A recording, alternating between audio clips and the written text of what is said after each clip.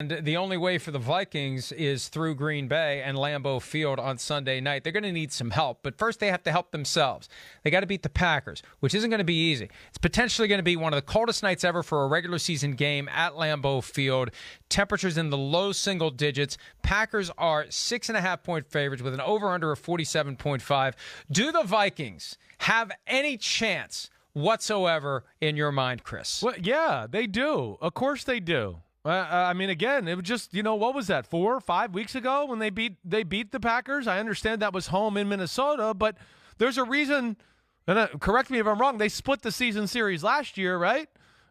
They won in Green Bay last year. Yeah, that's right. Okay, I was getting scared there. And then the year before that, I think it was a tie ball game in Green Bay. Like, this is one of those games where, yeah, the Packers are better, but the Vikings pose some interesting matchup problems for the Packers. And again, where you hear me say a lot is like, hey, Packers defense, I like the way they're coached. I like the system.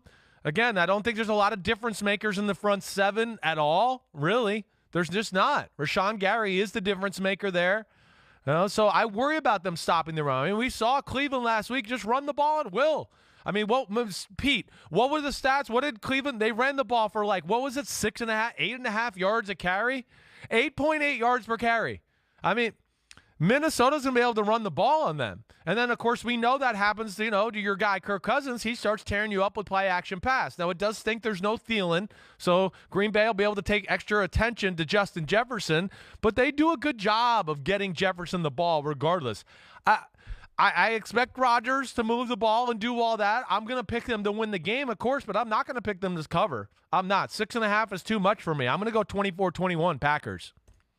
And that's odd to the extent that the 6.5-point spread is the Vegas indication if they don't know what's going to happen. How do you not know what's going to happen? I think the Packers win this game, and I think they do cover. I'm going 30-17 again. I like that score this week. I think the Packers, who have that number 1 seed right there, it's right there, an unlikely number 1 seed, and we know how important it is to make the road to the Super Bowl go through Lambeau Field. Even though they blew it last year, I don't think they'll blow it again if they get it this year, and they're too close to their opportunity to blow it this time. The fact that the Vikings beat them last time around will stick in their craw.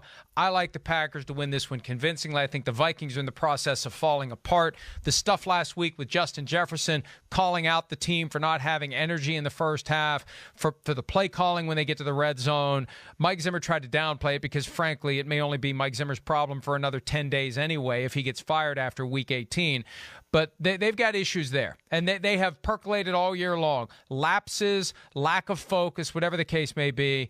Maybe it'll be interesting for a while, but I think the Packers end up winning the game easily. Hi, I'm Mike Tirico, and thanks for watching. Make sure to hit subscribe for the latest news and highlights from NBC Sports.